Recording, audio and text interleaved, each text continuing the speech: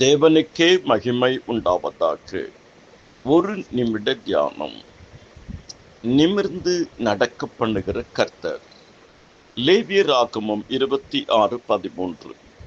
நீங்கள் எகிப்தியருக்கு அடிமைகளாயிராதபடி நான் அவர்கள் தேசத்திலிருந்து உங்களை புறப்பட பண்ணி உங்கள் நுகத்தடிகளை முறித்து உங்களை நிமிர்ந்து நடக்க பண்ணின உங்கள் தேவனாகிய கர்த்தர் நானே.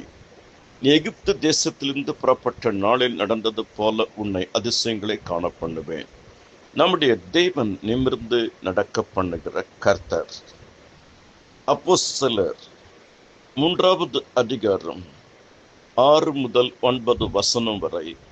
அலங்கார வாசலிலே அலங்கோலமாய் உட்கார்ந்திருந்த பிறவி சப்பானியை பேதுருவும் யோவானும் நசரனாகிய இயேசு கிறிஸ்துவின் நாமத்தினால் எழுந்து நட என்று சொன்னபோது அவன் நிமிர்ந்து நடந்தான், துதித்தான், தேவாலயத்துக்குள் சென்றான்.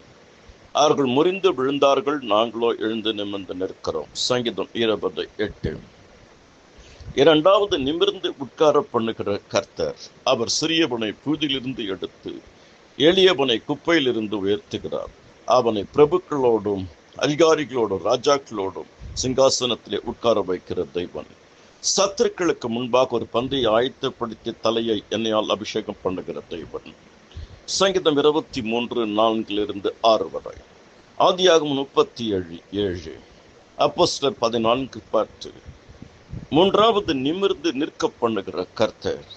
18 வருஷமா குனியை உடைய அந்த ஸ்திரீயை தேவாலயத்தில் இயேசு கிறிஸ்து பலவீனத்திலிருந்து விடுதலையாக்கப்பட்டாள் சொன்னார். உடனே அந்த கூனி நிமிர்ந்து தேவனை மகிமைப்படுத்தினாள். லூக்கா 13:13. கர்த்தருக்குள் அருமையானவர்களே, நம்முடைய தேவன் நிமிர்ந்து நடக்க பண்ணுகிற கர்த்தர், நிமிர்ந்து உட்கார பண்ணுகிற கர்த்தர், நிமிர்ந்து நிற்க பண்ணுகிற கர்த்தர். நான் உங்கள் நடுவில் உலாவி உங்கள் தேவனாய் இருப்பேன், நீங்கள் என் சின்னமாய் இருப்பீர்கள். தேவ கிருபை உங்களை ஆள்வதாக. ஆமென்.